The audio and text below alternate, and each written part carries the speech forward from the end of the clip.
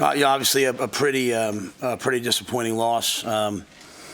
To go back and forth like that and have the ball at the end with a chance to take the lead with 3 minutes left, and to have that interception happen, to turn around and give up a big run and pass interference on third and long, obviously extremely disappointing. So credit to Maryland, they found a way to make one more play, but I know the guys in our locker room are pretty upset, pretty hurt right now. And as I told them, the things that cause winning and losing, it's not this mysterious thing out there. It's winning the turnover battle, fourth quarter shutouts, all the different things that we were not able to do tonight, and still had a chance to win. So I know we're pretty disappointed, but we'll regroup. So I'll see what questions you guys have. On the first and goal, on the last drive, you didn't have to throw. Why did you guys throw the ball? The first and goal play, you have to forgive me. I'm trying to think back to the play calling as it happened. The third down play. I think for us, it was man. You have a corner out versus man. Their corner that was playing number one in man made an amazing play. He's playing. The guy just came off and saw the ball and picked it off. I think we're on that play we're trying to win the game. We're trying to. You think a corner route's going to either be incomplete or kick a field goal. So I don't know that you can. I don't know that you can do anything else on that. The play before that was the first down play was a handoff, and Chubba's taking third down reps. It's not a zone read. It's just a handoff. He pulled the ball because the guy came up the field, should have just handed it off. I haven't seen the tape. Maybe he saw something I didn't see. I think when he got outside the pocket, realized he had no protection. He threw the ball away. But that was a running play, run call. It was not a pass play or an RPO. On the third, and go back to that, did everything go off correctly on that play? Or the routes run? Yeah. It's two unders by 1 and 2 and a corner out by 3, right? And you play man, it's man, they go corners over, they chase 1 and 2, and you throw the ball to the corner out to number 3. And I'll have to wait and see the tape. The kid must have just looked up and saw the ball thrown. So I don't know if we, they ran the right routes. I don't know what happened, or he made a great play. Can you discuss the decision there with Jeff after the 2 turnovers and taking him out and putting Chubba in, and just what kind of life you thought he gave you on that last drive? Yeah, I thought, obviously Heinrich went out there. We had discussed, Heinrich's been a little bit beat up lately. Like, hey, maybe we'll give Jeff a series. Heinrich came out with the ankle. They cleared him to go back in, but he was trying to run out there. He looked pretty like he was laboring. So he went with Jeff. We had 2 turnovers, really 3, but, 2. But the fumble just, as a quarterback counter, it's not there. We don't reverse field. It just, at some point, we have to just kind of execute the plays that are there. And so we don't need guys trying to make a play when it's not there. 2nd and 7, get the 3rd and 5, go for on 3rd and 5. So, just kind of said, hey, let's give Chubba a shot, And so Chubba, I thought, moved us down the field. And we were in position to, go win the game. Anytime you put the third guy in who hasn't gotten as many reps, right, things can happen. The same play that he pulled the ball on, and it looked like a bad snap back in the end zone was the one he ran the ball out on. So those are just handoffs. Those aren't zone reads. But I thought maybe it was a bad snap because what I'm looking for, you can't tell. That's why he went and ran the ball. But, again, wanted to run the clock there, get the ball down tight, have a safe third down call, and then kick a field goal and let the defense go win it. And but even with the fumble, as I told the team in there, there's always going to be different, obviously, narratives, which I understand. And obviously, it's not good enough when you have that many turnovers yet again. It's just the same thing over and over and over again. It has to stop at some point. But I do expect our defense to go out there and get that stop. And they got obviously the pass interference, and then we're able to make a couple plays, go down and kick the field goal. So. I think, all of us, in times like this have to say, what could we do better? What can I do better? And kind of go from there. With those turnovers, I know you've said it's something that has to keep getting worked on and addressed. Is it something that you're not seeing or it's getting better in practice, but then it's like kind of rearing its ugly head in game day? Or is it something that's still overall needing to be addressed? Yeah,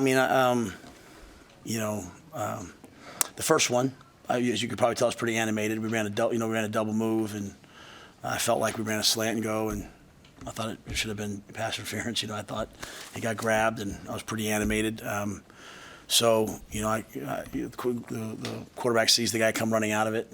The second one, that's a quarters beater. It was man. That ball has, that play has to be checked. It wasn't checked, and then Jalen ran right by the safety. So I think anytime you get to your second and third quarterback, obviously they're not getting the same reps, and so the fumble obviously is a problem. You can't have that happen. So.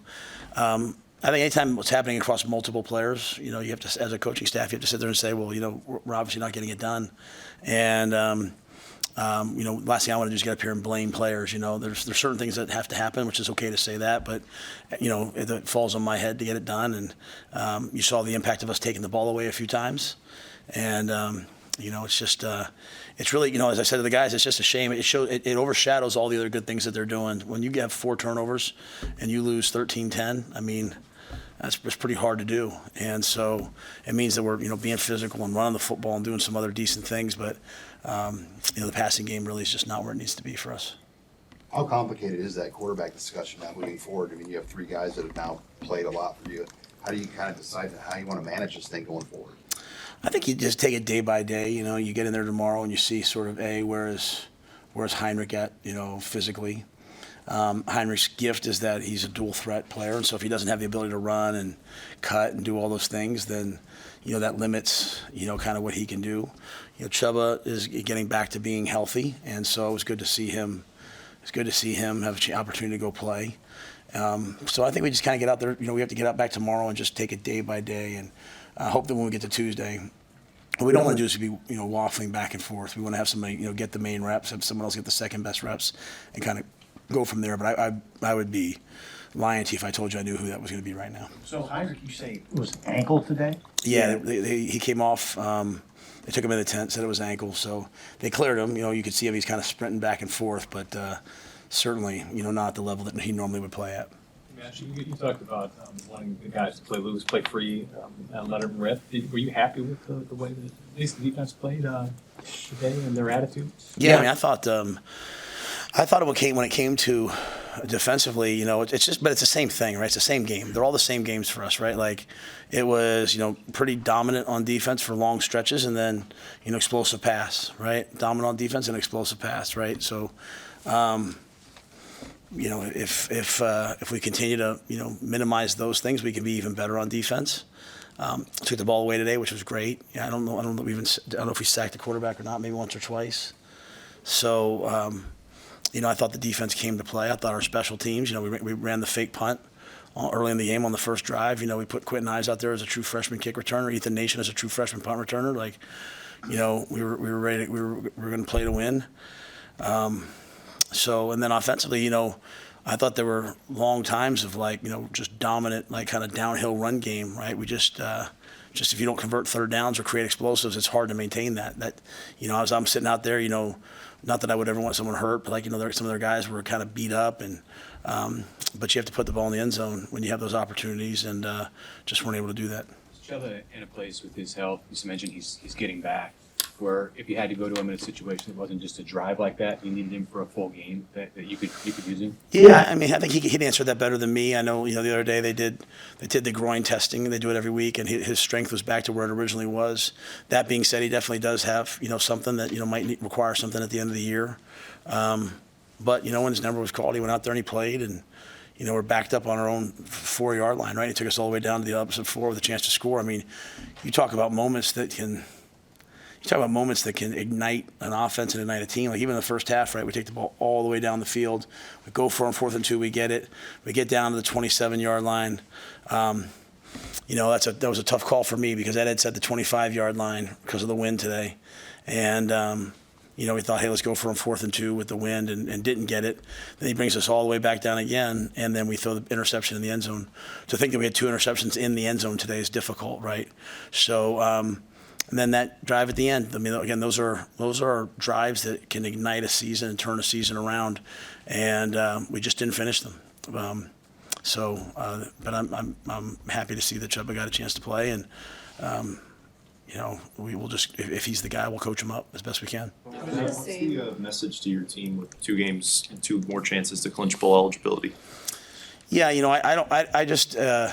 think right now, when you win and you lose, it's really important to talk about the moment that you're in. I think for me, it's important to remind them, that how much I respect them and care about them, and how I know some guys are really hurting, and some guys I'm sure feel like, man, I let the guys down, or if I hadn't done this. But it's the man in the arena, the guy that has the guts to go out there, that puts himself out there. So I just encourage them to make sure they understand that at the University of Nebraska, I expect us to finish the game on offense, but also expect us to finish the game on defense. And this shouldn't be anything but a team. And that when I think about that game, I think about what I could have done differently, not, oh, you should have done this. So I encourage the team to do that. I encourage the team to come back next week ready to go. This is, as I said, the things that we talk about, not beating ourselves, not having penalties, winning the turnover battle, running the ball and stopping the run, affecting the quarterback, fourth quarter shutouts, middle eight, all the things that we talk about are really what winning and losing is about. And so our guys are learning that lesson, sometimes really good, sometimes really bad, in terms of like in tough circumstances, not tough circumstances. But if they can learn everything there is to know about winning and losing in these times, they'll be really good in the end. So just reminded them that, we'll go play Wisconsin. It's another Big Ten team. It'll probably be the same type of game. Probably get down to the end. Probably need to make one more play than than the other team did tonight. Maryland did, to give them credit. But I really do believe that that's the message. And I believe that our seniors, they're winners. And I know how badly they want to win, and how badly they want to finish with a win and get to a bowl game and all those different things. And sometimes you have to overcome these circumstances and show back up, when you're kind of crushed to get there. And I expect our guys will do that versus a really tough Wisconsin team next week. And so, but that was the message. There wasn't a lot of yelling and screaming. I know the guys played hard. They laid their heart and soul on the line. Got guys banged up, other guys step in. I just want them to learn from it and continue to get better.